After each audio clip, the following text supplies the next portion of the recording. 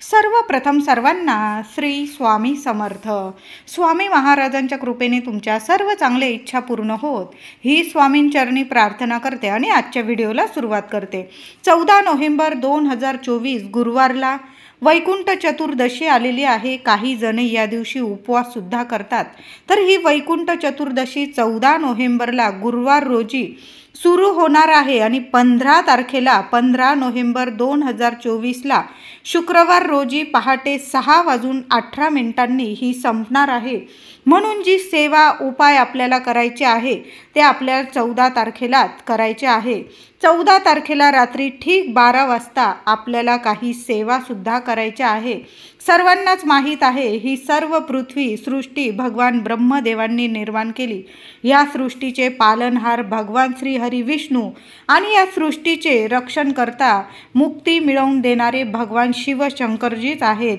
महादेव आहे. मृत्यूनंतर स्वर्गात जावे, मुक्ती मिळावी अशी प्रत्येकाची इच्छा असते. आपली सद्गती मिळावी, वाट आपली सुखकर व्हावी मृत्यूनंतर. म्हणून आपण चांगले आचरण कर्म करत असतो आणि त्याला दैवी जोड मिळावी म्हणून वैकुंठ चतुर्दशीला ठीक रात्री 12 वाजता जी व्यक्ती सेवा करेल मनोभावे, साधी सोपी जरी सेवा केली तरीही चालेल, पण मनोभावे सेवा केली भगवान विष्णूंची, भगवान शिवशंकरांची, त्या व्यक्तीस मृत्यूनंतर वैकुंठाची प्राप्ती होते असं म्हटलं जातं.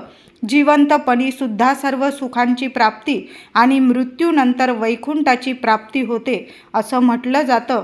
त्यास कसलीही भीती राहत नाही. आयुष्यात सर्व सुखांची प्राप्ती होते, अभय प्राप्ती होते आणि अकाली मृत्यूसुद्धा टळत असतात. अकाली मृत्यूच काय, अकाली संकटसुद्धा त्या व्यक्तीवर कधीच महादेव आणि भगवान विष्णू कधीच येऊ देत नाही. वैकुंठ चतुर्दशीच्या ब्रह्ममुहूर्तावर भगवान विष्णूंनी वाराणसीच्या मणिकर्णिका घाटावर स्नान केले होते आणि भगवान शंकरांची प्रार्थना करून त्या पूजेने भोलेनाथ एवढे प्रसन्न झाले की त्यांनी प्रत्यक्ष श्रीहरींची भेट घेतली. प्रसन्न होऊन हा वर दिला की या दिवशी जे विष्णू भक्त, शिवभक्त मनोभावे भगवंताची आळवणी करतील त्यांना वैकुंठ प्राप्त होईल. आणि म्हणून वैकुंठ चतुर्दशीला निशिंदाच्या वेळी भगवान विष्णूंची पूजा केली जाते. ही पूजा करताना भक्त श्रीहरींचे 1000 नावे पठण करताना कमळाच्या फुलांनी आणि बेलाने भगवान श्रीहरी विष्णूंची पूजा करतात. वैकुंठ चतुर्दशीला काशी विश्वनाथ स्थापना दिवस असेही म्हणतात. याच दिवशी श्रीहरी विष्णूंची आणि भगवान शंकरांची पूजा, प्रार्थना, सेवा केली जाते. या एकाच दिवशी श्री विष्णूंची 1000 नावे घेऊन बेलपत्र वाहिले जाते आणि महादेवांना रुद्र म्हणत तुळशीची पाने वाहिली जातात. इतर वेळी आपण शंकरांना बेल आणि श्री विष्णूंना तुळस वाहतो, परंतु या भेटीचे आगळे वेगळे अनन्यसाधारण महत्त्व म्हणून या दिवशी श्री विष्णूंना बेल आणि शंकरांना तुळस, महादेवांना भोलेनाथांना तुळस वाहून त्यांची भेट केली जाते. हा दिवस श्री हरी विष्णू भक्त आणि सर्व शिवभक्तांसाठी खूप पवित्र आणि महत्त्वाचा दिवस मानला जातो. या दिवशी रात्री 12 वाजता दोन्ही देवांची एकत्रित पूजा केली जाते आणि भगवान विष्णूंना बेल तर भगवान शंकरांना तुळस वाहिली जाते. हा प्रसंग खूप दुर्मिळ आहे. वर्षातून एकदाच ही विलक्षण भेट होते म्हणून आपण सर्वांनीच या भेटीचा लाभ घ्यायचा आहे. कुणीही ही संधी सोडू नका. मी तर म्हणेल महिला असो पुरुष असो सर्वांनी ही संधी सोडू नका. आणि महिलांना काही 4 दिवस असेल तर घरातल्या पुरुष दादांनी जरी सेवा केली तरीही चालेल. थोडं गोमूत्र शिंपडून घ्या घरात आणि ही सेवा जरूर करायची आहे. वाटलेस तुम्ही आंघोळ करून घेतली रात्री 12 वाजेच्या आत आणि मग सेवा केली तरीही चालेल, पण ही संधी वर्षातून आपल्याला एकदाच मिळत असते. हरिहर भेट ही वर्षातून एकदाच होते म्हणून तुम्ही ही सेवा नक्की करायची आहे. साधी सोपी सेवा केली पाहिजे. नक्की करा. साधी सोपी करा पण नक्की करा. तुळस बेल या दिवशी झाडावरून तोडू नये. आधीच आठवणीने तोडून ठेवायचं आहे. काही नियम. हरिहर भेट आपण करणार आहोत या दिवशी. खूप सोन्यासारखा दिवस आहे. चुकून सुद्धा या दिवशी कुणाचा अपमान करू नका. मद्यपान, धूम्रपान आणि मांसाहार अजिबात करू नका. कुणाला आपल्यामुळे त्रास होईल अजिबात वागू नका. आपले कर्म चांगले ठेवायचे आहे. ह्या दिवशीच काय कायमच आपले कर्म नेहमीच चांगले ठेवा. या दिवशी बेल, तुळस अजिबात तोडू नका. या दिवशी तुम्हाला बेलाचं झाड लावायचं असेल, तुळशीचं झाड लावायचं असेल, आवर्जून नक्की लावा. आपल्या घरात, दारात, अंगणात नक्की लावा. पण चुकूनसुद्धा तोडू नका. आपल्याला पूजेसाठी तुळस आणि बेल लागणारच आहे. तुम्ही विकत आणायचं आहे किंवा आदल्याच दिवशी तोडून ठेवलं तरीही चालेल. बेल आणि तुळस कधी पण शिळं होत नाही. तुमच्याकडे एकच बेल असेल, एकच तुळशीपत्र असेल, काहीही हरकत नाही. तुम्ही तेच धुवून वापरलं पूजेत तरीही चालेल. खूप सोन्यासारखा दिवस आहे. अजिबात मी तर म्हणेल संधी सोडूच नका. सर्वांनी आपल्याला सेवा करायची आहे. 14 नोव्हेंबर 2024 गुरुवारी या दिवशी ठीक रात्री 12 वाजता धूप दीप लावून घ्यायचा आहे. संपूर्ण मी तर म्हणेल दारातसुद्धा महिलांनो, या दिवशी आता मी तुम्हाला काही उपायसुद्धा सांगणार आहे. यामुळे वर्षभर तुमच्या घरात कशाला कमी राहणार नाही आणि तुमच्या घराला कधी कुणाची नजर लागणार नाही. असे काही उपायसुद्धा सांगणार आहे. तर रात्री ठीक 12 वाजता धूप दीप लावून घ्यायचा आहे. सगळीकडं तुळशीजवळ लावून घ्या दीप. तुळशीजवळ तुपाचा दिवा लावून घ्या. देवघरात तर या दिवशी अखंड दिवा सकाळपासून दुसरा दिवस उजाडेपर्यंत एक दिवा विझू देऊ नका. दोन्ही दिवे लावायचे असेल तुम्हाला, एक तुपाचा आणि तेलाचा तर लावा. पण नाही जमलं किमान एक तरी दिवा आपल्या देवघरात चालूच ठेवायचा आहे. अखंड ठेवा. काळजी घ्या या दिवशी, पण आपल्या देवघरात दिवा चालूच ठेवायचा आहे. दाराशी सुद्धा तुम्ही सकाळी दिवे लावतच असाल दाराशी, कारण दिवाळी अजून संपलेली नाही. जेव्हा तुळशीचं लग्न संपतं त्याच दिवशी कार्तिक पौर्णिमेनंतर आपली दिवाळी संपत असते. म्हणून आपल्याला रात्री 12 वाजता सुद्धा आपल्या घराच्या मुख्य दाराशी सुद्धा दोन्ही बाजूला 2 दिवे, मग तेलाचे लावा, तुपाचे लावा, कसलेही लावा, पण 2 दिवे आपल्या दाराशी सुद्धा, आपल्या तुळशीजवळ सुद्धा, देवघरात सुद्धा, तुमच्या खिडक्या वगैरे असतील तिथं सुद्धा मी म्हणेल घर आणि दार आपलं प्रकाशमय झालं पाहिजे.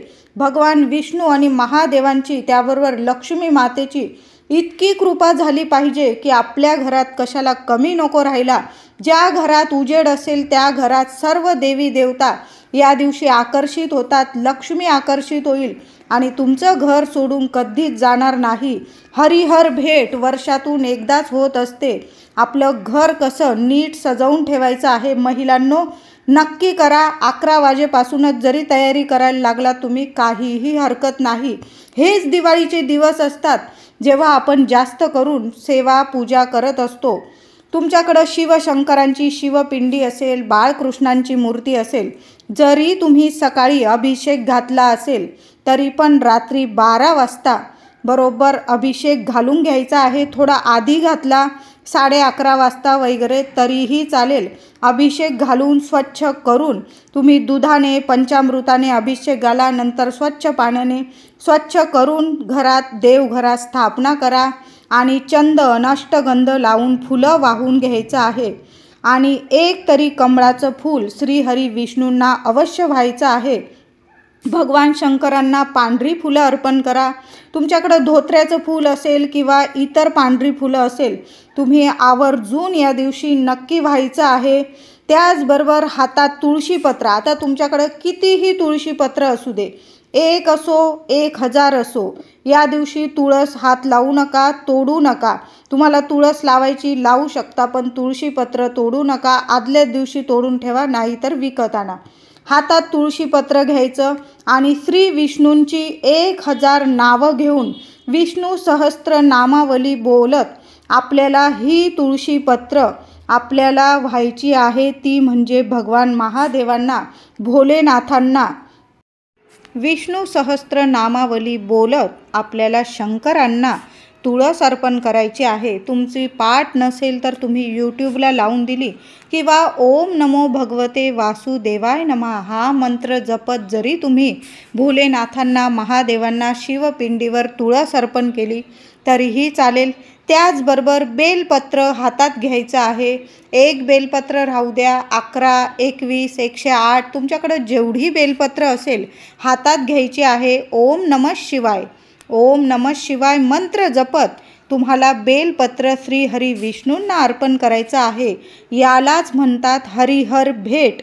भगवान शंकरांची आणि भगवान श्रीहरी विष्णूंची गळा भेट, पवित्र भेट असं म्हटलं जातं. जेव्हा आपण श्रीहरी विष्णूंना बेल अर्पण करतो आणि भगवान भोलेनाथांना आपण तुळस अर्पण करतो, यालाच हरिहर भेट, गळा भेट म्हणतात. पवित्र भेट वर्षातून ही एकदाच भेट होत असते. म्हणून 12 वाजता, बरोबर 12 वाजता ही गळा भेट आपल्याला करायची आहे.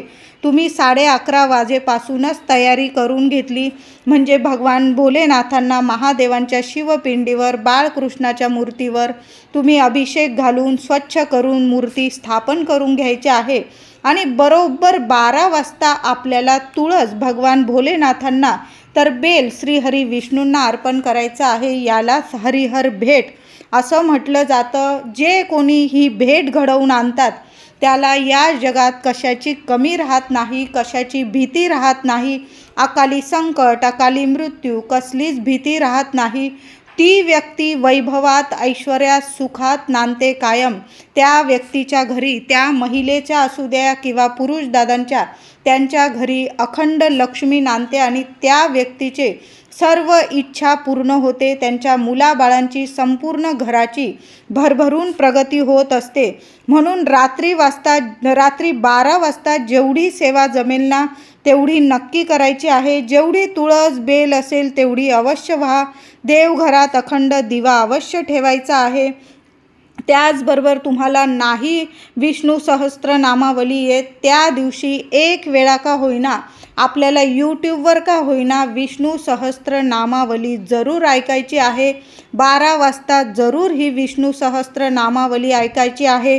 आणि 108 नावं आपल्याला महादेवांचे सुद्धा तुम्हाला बोलता येत असेल तर जरूर बोला. नाहीतर तुम्ही यूट्यूबवर लावून दिलं किंवा ओम नमः शिवाय 108 वेळा, एक माळ तरी रात्री 12 वाजता अवश्य तुम्हाला जप करायचा आहे. 108 वेळा ओम नमः शिवाय, ओम नमः शिवाय. ही साधी सोपी सेवा तुम्हाला भरपूर काहीतरी देऊन जाईल. इतक्या तुमच्या मनाच्या इच्छा पूर्ण होईल की तुम्हाला या जगात कसलीच भीती उरणार नाही, की कसलं संकट उरणार नाही. आपले मुलं बाळं, कधी पतिदेव किंवा आपण सुद्धा कधी बाहेर गेलो तर म्हणजे मनात बरीचशी भीती असते की आपला प्रवास कसा होईल, आपलं हे कसं होईल, ते कसं होईल. ही हरिहर भेट नक्की घडवा. बघा तुम्हाला सर्व इच्छा प्राप्ती होईल. कसलीच या जगात तुम्हाला कसलीच भीती राहणार नाही आणि कसलीच कमी उरणार नाही. म्हणून ही सेवा साधी सोपी सेवा आहे. अगदी कुणीही करू शकेल. खूप काही करायची गरज नाही. फक्त भगवान विष्णूंना बेल अर्पण करायचं आहे आणि भोलेनाथांना तुळस अर्पण करायची आहे. एक वेळा रात्री विष्णू सहस्त्र नामावली पठण करायचं आहे आणि एक माळ तरी ओम नमः शिवाय, ओम नमः शिवाय जरूर आपल्याला मंत्र जप करायचा आहे. रात्रभर एक अखंड दिवा चालूच ठेवायचा आहे. महिलांनो, या दिवशी वैकुंठ चतुर्दशीच्या दिवशी आपल्याला काही घरात काही उपाय, काही गोष्टीसुद्धा करायच्या आहे. म्हणजे आपल्या घरातलं नकारात्मकता असेल, ज्या नकारात्मक गोष्टी असतील त्या नष्ट होतील आणि आपल्या घरात राहील ती सकारात्मकता. लक्ष्मी नांदेल आपल्या घरात. तर या दिवशी लवकर उठायचं आहे. जरी सेवा आपल्याला रात्री 12 वाजता करायची आहे तरी पण लवकर उठायचं आहे. घर स्वच्छ करा, टापटीप करा. जरी गुरुवार असला, गुरुवारी झाडत नाही, पुसत नाही असं म्हटलं जातं, पण या दिवशी थोडासा झाडू नक्की मारा. घर स्वच्छ करा. घरात गोमूत्र शिंपडून द्या. हळद आणि पाणी घ्या, थोडीशी हळद टाका, गोमूत्र टाका. गंगाजल असेल तर आवर्जून गंगाजल टाका. संपूर्ण घरात उंबरठ्यावर हे पाणी शिंपडून द्यायचं आहे. उंबरठा स्वच्छ पुसून घ्यायचा आहे. हरिहर भेट आपण घडवणार आहोत आपल्या घरात. तर काय करायचं, उंबरठ्यावर सुद्धा हळदीचं लेपन करायचं आहे आपल्याला. मुख्य दार आहे आपलं, मुख्य दारावर सुद्धा स्वस्तिक काढायचं आहे. हळदी कुंकू ओलं करून घ्यायचं आहे आणि एक स्वस्तिक अवश्य काढा, आपल्या मुख्य दारावर काढायचं आहे. त्याचबरोबर आपल्याला 2 दिवेसुद्धा महिलांनो सकाळी लावा किंवा संध्याकाळी लावले तरीही चालेल, किंवा रात्री आपण हरिहर भेट घडवणार आहोत, तुम्ही रात्री 12 वाजता हे दिवे लावले तरीही चालेल. तर तुम्हाला 2 दिवे लावायचे आहे. आपण मुख्य दाराशी मी तुम्हाला सांगितलंच की रात्री 12 वाजता आपलं घर इतकं प्रकाशमय करून ठेवायचं आहे की लक्ष्मी माता धावत आपल्या घरात आली पाहिजे. भगवान विष्णू, भगवान महादेव, भोलेनाथ इतके प्रसन्न झाले पाहिजे आपल्यावर, तर आपलं घर प्रकाशमय आपण करणारच आहोत. त्याबरोबर 2 दिवे लावायचे आहे. तुम्ही मातीच्या पंती घेतल्या तरीही चालेल. तर काय करायचं आहे, दुहेरी वात घ्यायची आहे. तिळाचं तेल टाका किंवा मोहरीचं, तुम्ही जे देवांना तेल वापरतात दिव्यासाठी ते घेतलं तरीही चालेल. दुहेरी वात ठेवायची. एक दिवा तुम्हाला लावायचा आहे उत्तर दिशेकडं. दिवसेंदिवस आपल्या लेकरा बाळांची भरभरून प्रगती होण्यासाठी हा दिवा आपली इच्छा बोलून उत्तर दिशेकडं लावायचा आहे. आणि एक दिवा लावायचा आहे दक्षिण दिशेकडं. आपल्या घरावर काही पितृदोष असेल, काही वास्तुदोष असेल, संपूर्ण नष्ट होऊन जाईल म्हणून रात्री 12 वाजता हे 2 दिवे अवश्य लावा महिलांनो. करून तर बघा. तुम्हाला फक्त काय करायचे, 2 दिवे घ्या, दुहेरी वाट टाका आणि फक्त तेल टाकून ते दिवे लावायचे आहे तुम्हाला. तुम्ही उत्तर दिशेकडं तो जो दिवा लावत असाल त्यात तुम्हाला 2 लवंग टाकायचे असेल किंवा देवघरातल्या दिव्यात तुम्ही 2 लवंग टाकून दिल्यात तरीही चालेल. फक्त उत्तर दिशेला आणि दक्षिण दिशेला असे साधे सोपे 2 दिवे अवश्य लावा. बघा, मुलांची दिवसेंदिवस इतकी प्रगती होईल. आणि जो दक्षिण दिशेकडं तोंड करून जो तुम्ही दिवा लावत असाल, आपल्या पितृदेवांचं नाव घेऊन घ्यायचं आहे आणि तो दिवा लावायचा आहे. बघा, तुमच्या घरात नावाला सुद्धा पितृदोष उरणार नाही. नक्की हे 2 दिवे रात्री 12 वाजता जरूर प्रज्वलित करा महिलांनो. थोडं तेल जास्तीचं टाकायचं आहे. थोडा वेळ जास्त हे दिवे जळाले पाहिजे. आता समजा तुमच्याकडं दक्षिण दिशेला खिडकीच नाही किंवा काहीतरी कारणावरून तुम्हाला दक्षिण दिशेकडं हा दिवा लावता आला नाही, मग काय करायचं, माठ सगळ्यांकडंच असतो. तुम्ही माठाजवळ जरी दिवा दक्षिणेकडे तोंड करून लावून दिला तरीही चालेल. मातीची पंती, आता आपण दिवाळीला भरपूर पंत्या लावलेल्या आहे, त्यातल्याच 2 पंत्या घेतल्या, एक उत्तर दिशेकडं आणि एक दक्षिण दिशेकडं. उत्तर दिशेकडं आपल्या मुलाबाळांची, आपल्या घराची, पतीची, आपली भरभरून प्रगती व्हावी, घरात धन धान्य सर्व काही आपल्याला मिळावं, लक्ष्मी प्राप्तीसाठी हा दिवा उत्तर दिशेकडं तोंड करून लावायचा आहे. आणि जो दक्षिणेकडं दिवा लावणार तो पितृदेवता प्रसन्न व्हावे, आपल्या घरातली जी नकारात्मकता आहे ती दूर होण्यासाठी, पितृदोष असेल त्यातून आपल्याला मुक्तता मिळावी, वास्तुदोष असेल या सर्व नकारात्मक ऊर्जेतून आपली सुटका व्हावी म्हणून तो दक्षिणेकडं तोंड करून, अकाली संकट असेल, अकाली मृत्यू असेल, म्हणजे कुठलंही भय निवारण करण्यासाठी हा दक्षिण दिशेकडं तोंड करून तो दिवा लावायचा आहे. आणि अशा साध्या सोप्या पद्धतीने हरिहर भेट घडवायची आहे. तुळस महादेवांना वाहा आणि बेलपत्र श्री हरी विष्णूंना. अगदी साधी सोपी सेवा आहे. दिवे आपल्या घरातले विझू देऊ नका. अखंड दिवा आपल्या देवघरात चालूच ठेवा. बघा, हरिहर भेट घडवून तर बघा. सोन्यासारखे दिवस आल्याशिवाय राहणार नाही. व्हिडिओ आवडला असेल लाईक करा, शेअर करा, चॅनलला कृपया सबस्क्राईब करा. धन्यवाद.